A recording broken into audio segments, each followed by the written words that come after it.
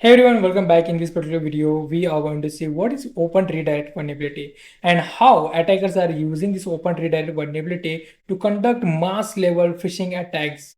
I would say mass level successful phishing attacks. Okay. And also we are going to see how we can fix this vulnerability so that we can protect the users. Okay.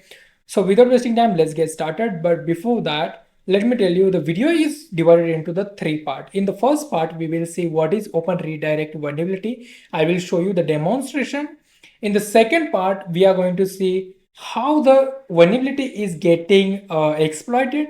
And in the third part, I'm going to show you how you can fix it. Okay, great. Now, let's get into the video. So for me, I have already installed the VirtualBox. This is the VirtualBox I installed. And on the VirtualBox, I have Ubuntu OS running where I have done this setup to show you demonstration. If you don't know how to install the Ubuntu on the VirtualBox, you can check the video somewhere here. I will link it. And let me show you the Ubuntu that I am using on the VirtualBox. Okay. So yeah, this is the Ubuntu that I am using on the VirtualBox. Now, let me do one thing. Let me click on the full screen mode and let me switch to the full screen mode and let me open the project that I have created. So this is the simple Flask app that I have created with the help of the local LLM like ChatGPT. And that's what I'm going to use to demonstrate the Open Redirect vulnerability. Now, let me do one thing. Let me start this particular Flask app and let me go to this particular link. So can you see, as soon as I open the Flask app, it is just a simple link. Okay, it is 127.0.1 colon 5000. It is just a simple website link, you can say. If you want the more realistic feel, then what I can do is I can just exit from this Flask app and I will show you one magic. Okay, I will say sudo nano slash etc hosts. Okay, so in this host file, what I'm going to do is I'm going to say 127.0.0.1, which is our what we say, which is our local IP address, right? So I'll say 127.0.0.1 should be pointed to the website called google.loc. Loc is for local. Okay, and I'm going to save it. That means if I run something into the 127.0.0.1, then it can be accessed to the google.loc also.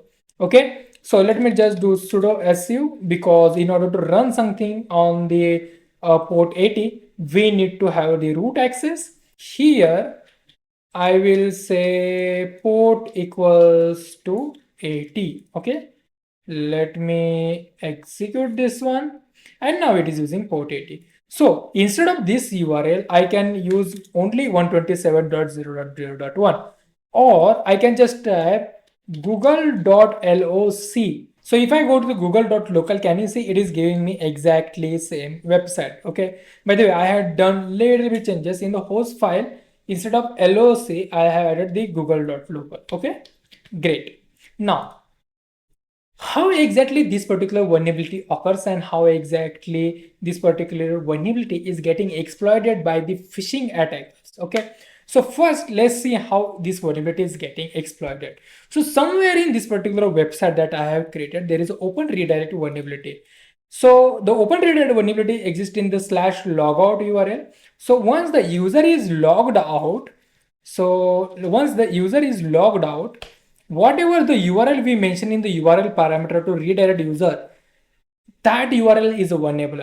That URL parameter is vulnerable. It is not cross-checking if the whatever the link is coming, it's secure or not. So basically, user can enter any link here, and that will be user will redirect it to that particular link. Okay, let me show you in the new tab. If I paste it right here and if I hit enter button, it should log out the user and redirect back me to the google.local, but instead of that, it is sending me to attacker.com. Okay, so yeah, that's the problem. That's the open redirect vulnerability. Okay, so imagine this is the actual Google website. Okay, imagine this is the actual Google website. So in this case, it's crazy serious, because attacker just can use attacker's website right here in here, and it can use the Google website, Google domain to send the URL in the email. Now, when the email is getting sent, the spam filter will think that, okay, it is coming from the google.com or google.local,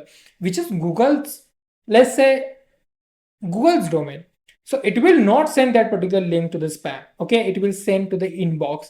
But user, as soon as user will click on this link, it will get redirected to the attacker's website. In addition, user will also get fooled because the domain looks like the original author, like a Google domain. Okay, here, but due to vulnerability, it is getting redirected to the attacker's website. Okay, so yeah, that's why phishing attackers are using this particular method, which is open redirect vulnerability, quite a lot, because it helps them bypass the basically you can say spam mechanism, spam filter. Okay, so yes, this is how the speaking these particular phishing guys are using. Next thing, how exactly this vulnerability can be fixed? So it really depends on which the website is there, on which stack the website is there. So for this particular demonstration, I have created this simple Flask app. So what this simple Flask app is doing, on the logout, it is just taking the parameter called URL and it is redirecting a user to the that particular URL. Okay, so instead of that, what this particular website can do is it can say, if my domain.com